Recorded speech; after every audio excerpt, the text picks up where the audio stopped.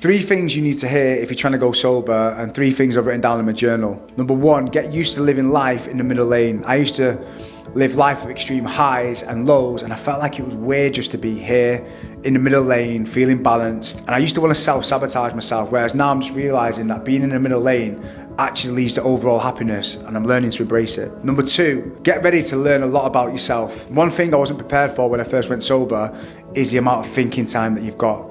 And you really have to get used to dealing with your emotions, your feelings, and you can't use alcohol as an escape.